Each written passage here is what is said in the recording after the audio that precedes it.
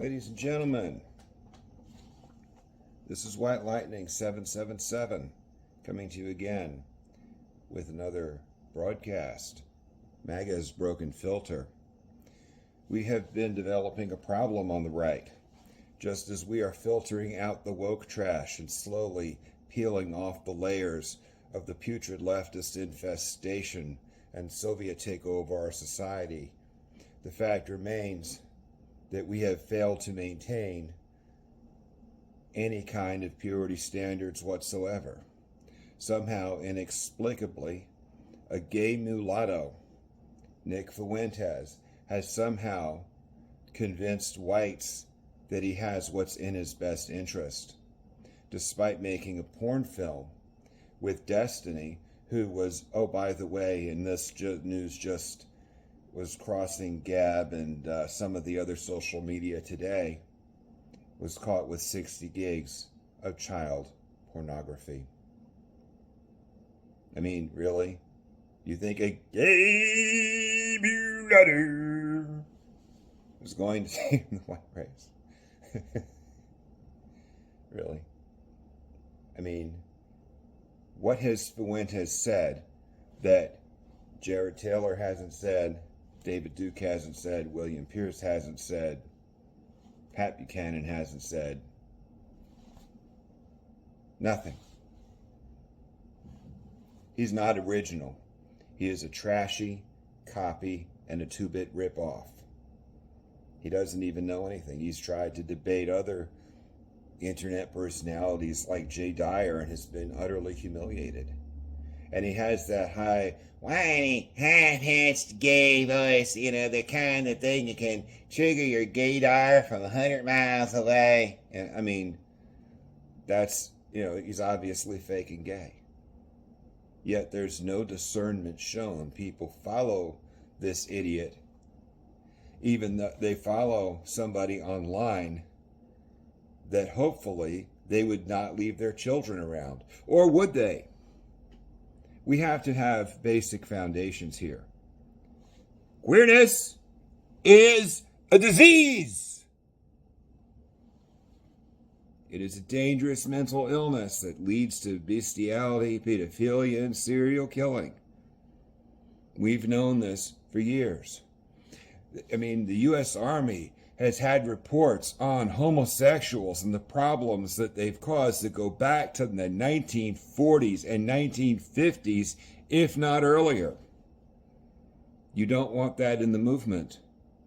Known sexual deviants, lunatics, and drug addicts should not be in the movement. And then you have the other, and it's kind of like black pilling.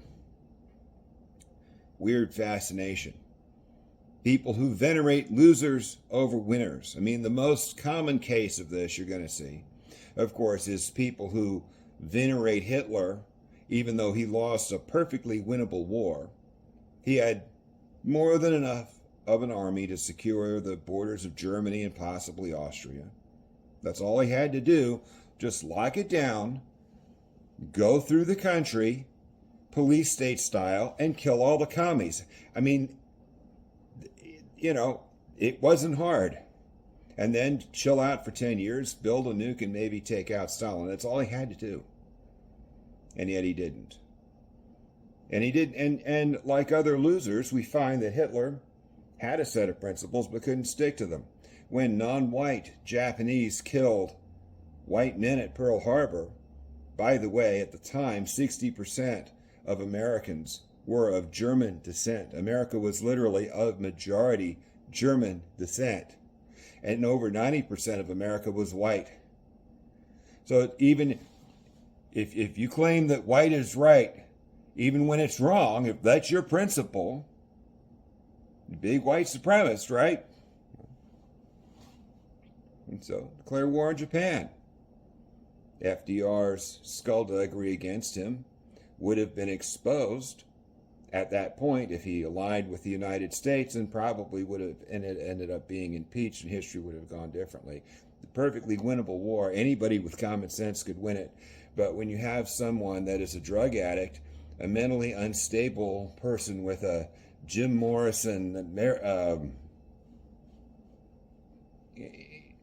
kind of personality, of course they're going to lose.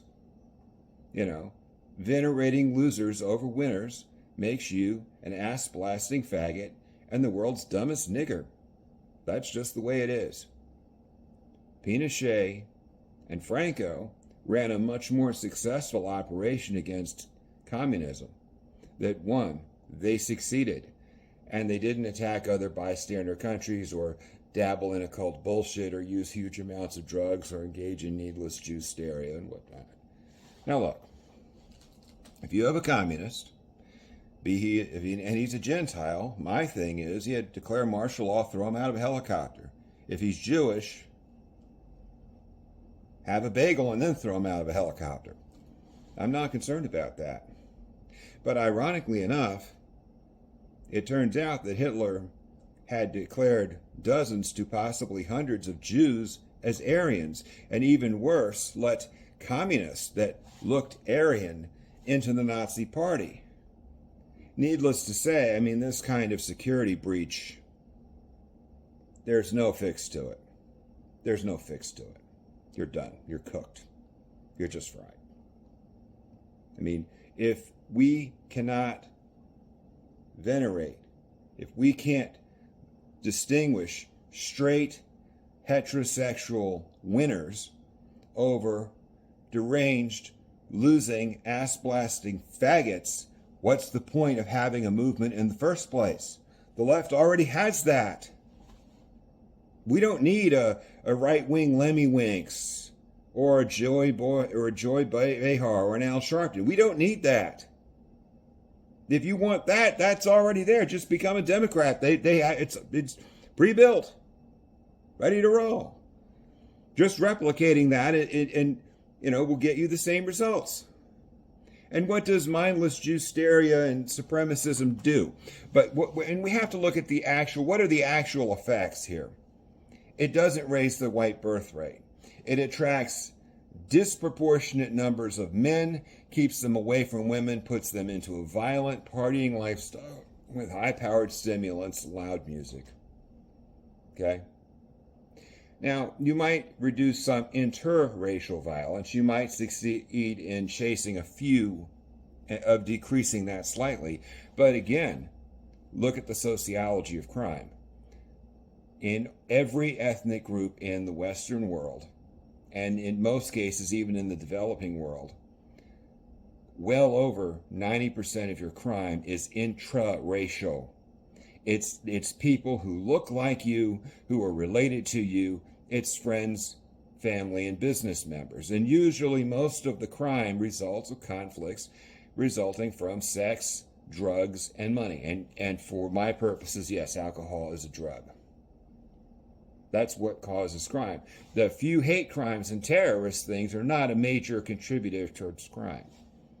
Even if you reduce one by half and double, and the other effect of supremacism, as we've seen in the black community, because they are the most racist people within the American population, they also have the highest crime rate. Gee, I wonder why. The racism causes the crime. That is the root cause of the crime. Now, there are the genetic factors that may be downstream from that may underlie that. I mean, a reduction in intelligence, a reduction in impulse control may make people more superstitious and may reduce people's critical thinking skills and thereby make them more susceptible to racism, causing crime. That's what happens, and most likely, hard to say, but most likely science will find that the Ferrell hypothesis, the Richard Ferrell hypothesis, the one in erectus walks among us, that they are 20 to 30% Homo erectus, H. sapiens hybrids. I mean, we don't know if it's true yet. We haven't sequenced Homo erectus, but that's probably going to come out. I mean, it's coming out slowly, little by little. The system's letting it out just to avoid shocking people. And those who have sequenced erectus and habilis genes have probably been told, hey, Can you just publish that after 2030 or 2035? We'll give you grant money till then. That's what I suspect. But again, when you look at, and this toxic political environment also has another deleterious effect. It causes all kinds of mental illness, especially in children. This is a small sample of what such trash looks like coming from the left. I mean, and that toxic politics and toxic just lunacy, conspiracy theory, the world's going to burn, you're going to do this. I mean, that's the root cause of most mental illness in both adults and children. You know, it's not chemtrails, no, it's not vaccines, it's the environment. Mental stress causes mental illness. Physical stress causes physical illness, okay? A wound isn't going to make you neurotic, it's going to put a hole in your body, all right? So let's see what that looks like. Building an altar for your abortion can be a really cathartic procedure, can be a really cathartic process, because it just creates a space for your sacred container where you can return to whenever you want to meditate, whenever you want to think deeply, or contemplate any aspect of your abortion. It's a really beautiful way to just give reverence to the experience and hold the experience in a really sacred way. Really just clean the space, clean myself. I like to always have a candle going on my altar. I'm also going to be adding an Empress tarot card today, and she really just symbolizes feminine fertility and feminine energy. I also really like to add the abortion pills themselves to the altar to really bless the pills that we're going to be taking into our bodies during this process. And before having your abortion, I would even just recommend giving them a nice sage or a nice Palo Santo or with incense or another smoke to really cleanse the energy and really bless them and really put your intention for healing into the pills before you take them. And place the container of which you plan to put the products of conception or the fetal remains within to catch that after you've passed it, and save it for later when we find a way to bury or otherwise to where we find a way to properly dispose of the fetal remains in a way that gives reverence and respect and support to this sacred abortion experience. After you've finished building your altar, go ahead and just give it one more cleanse to really bring this space in as your own. And once your altar is complete, go ahead and just sit in front of it and the start of the sacred container. Now put yourself into the position of a small child, listening to a rant and a rave like that of somebody who is a witch, who obviously is putting dead fetuses on altars and talking about enslavement and white supremacy and whatnot. It's not hard to see why such a child would be autistic. That's why when you look at people there in the right wing, I mean, my church and my home and my family, some people take the vaccine, some don't. There's no difference between them. There's no mental illness there. There's no concerns, because they're in a loving, caring environment that is safe for children. But if you take woke butt, there are a few black sheep that are leftist, and guess what? The few leftists that we do know have these issues. Even though one of the leftists was a Jill Stein supporter and therefore an obvious anti-vaxxer. Doesn't matter, kids are trans, autistic, whatever. It's a friend of the family. It's nobody important. But you raised your kids in that household saturated with toxic conspiracy theories and politics and rhetoric and poison, a shrill, paranoid, cold, hateful, satanic place. And that's why the kid turned out that way. And as to whether they're abused, well, we don't have any evidence of that. But, not all abuse, you don't necessarily have to sexually abuse a kid to make them autistic or to make them queer. You can just create a toxic environment that drains them of the will to live, and that will accomplish the same thing with just as much trauma. In fact, it might even be worse. Okay? We do not want to just become a right-wing, woke trash mirror image of the left. We can do better. And that means that the MAGA's broken filter has to be fixed. We have to take out the trash. And we have to not tolerate attacks on America or sectors of our economy. People work in sectors of that economy. You say, well, you don't, the chemtrail hoax. Well, how many people work in trucking or in shipping that are right-wing? All these pilots that fly these mythical chemtrail planes, in reality, they're white Christian men. At least the good pilots are, not the DEI hires. We're spreading black propaganda that is putting right-wing, patriotic Christians out of work.